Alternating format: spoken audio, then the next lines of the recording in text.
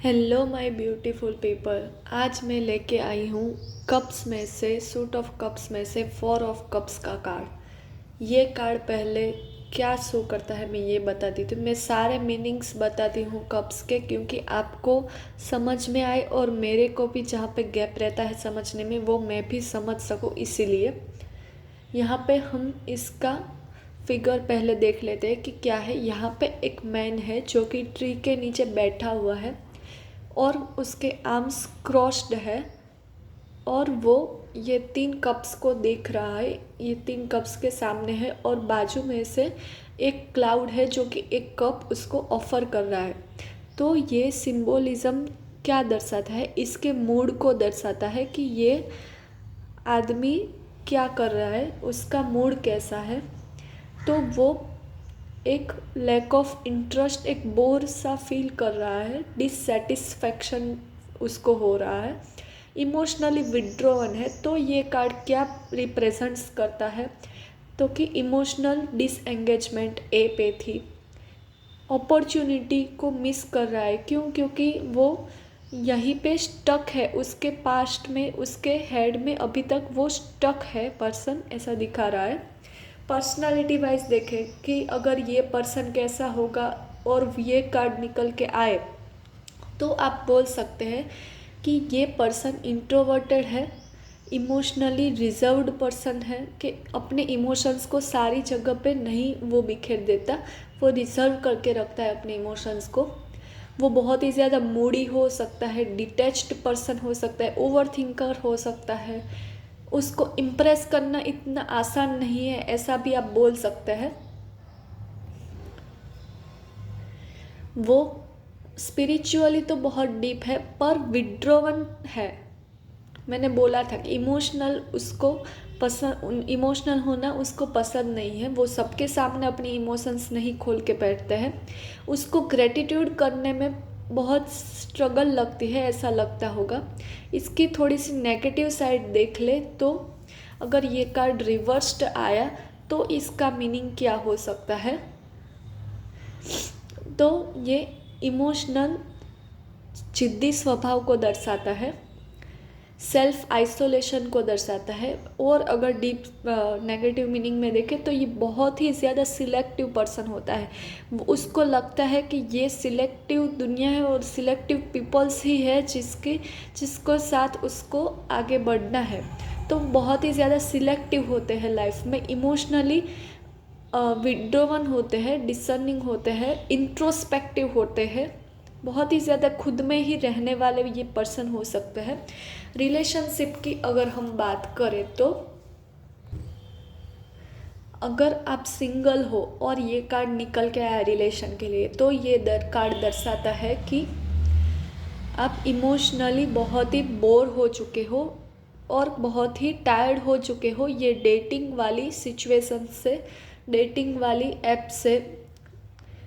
या फिर ये मतलब भी हो सकता है कि आप जेन्युइनली कोई आप में इंटरेस्ट दिखा रहे हैं और आप उसको इग्नोर कर रहे हो।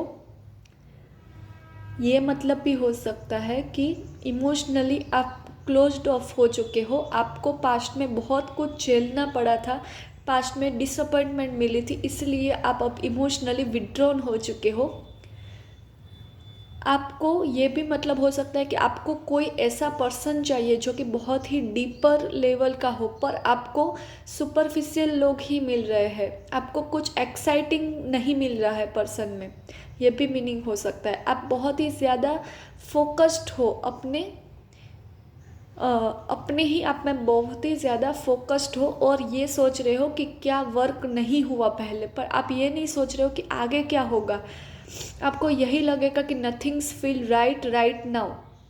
आपको इसमें एडवाइस दी जा रही है कि थोड़ा सा ओपन बनिए। लव को हम जैसा समझते हैं, हम जैसा नोटिस करते हैं, ऐसा कई बार नहीं होता है।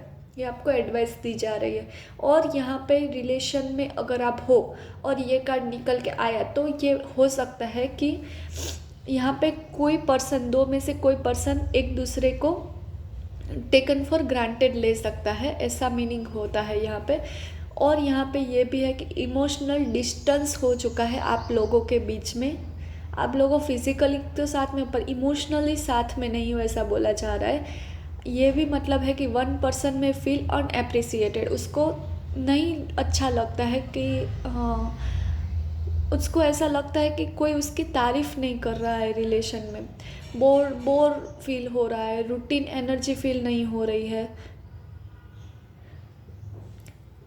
और यहाँ पे someone may be withdrawing instead of communication, communication की जगह कोई यहाँ पे इमोशनली विड्रॉन करके बैठा हुआ है। मैंने पहले ही बोला था, यहाँ पे ऐसी इमोशनल स्टेग्नेशन वाली एनर्जी है।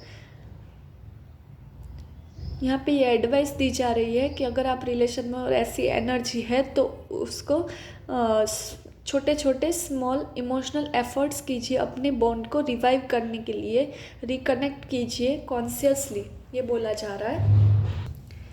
करियर वाइज देखें, और अगर करियर में ये कार्ड निकल के आया तो आप बोल सकते हैं कि आपको जो जॉब करे उसमें सेटिस्फेक्शन नहीं मिल रहा है, अनमोटिवेटेड फील कर रहे हैं, आप कोई अपॉर्चुनिटी क्लियरली नहीं देख पा रहे हैं आगे, बर्नआउट फील हो रहा है, आपको चेंज चाहिए अभी अभी के एनवायरनमेंट में। You are not meant for more but are emotionally stuck, ऐसा आपको फील हो रहा है। फाइनेंस और मनी वाइज देखें तो आपका जो फाइनेंस और मनी है वो अभी रुका हुआ है, ऐसा मीनिंग हो रहा है यहाँ पे। Not appearing what you already have, यहाँ पे देखो एक 3 कप्स है, इस पे ध्यान है इसका, पर यहाँ पे न्यू कप आ रहा है उस पे ध्यान नहीं, यानी कि ये मीनिंग भी हो सकता है कि आपके पास जो है मनी उस पे आपका ध्यान नहीं, और जो आपके पास नहीं है उस पे बहुत ज़्यादा आपका फोकस है। आप न्यू फाइनेंशियल अपॉर्चुनिटी को यहाँ पे इग्नोर करते हुए भी दिखाई दे रहे हो। आपने बोर हो रहे हो आप, तो आपने बहुत ही ज़्यादा इमोशनल स्पेंडिंग कर दिया है। इमोशनली आपने कुछ सोचा नहीं, अपना मूड अच्छा करने के लिए आपने बहुत सारी ऐसी चीज़ें खरीद ली जो आपको पसंद है, तो ये फाइनेंस वाइज हो सकता है एक मीनिंग। और ये आपको एक एडवाइस बोली जा रही है कि न्यू रिस्क लेने से पहले आपको अपने माइंडसेट को दोबारा एसेस करना है, आपको सोचना है, बार बार अपने माइंड को झंझोलना है रिस्क लेने से पहले। ये कार्ड निकल के आया अगर तो ये आपको एडवाइस बोली जा रही है।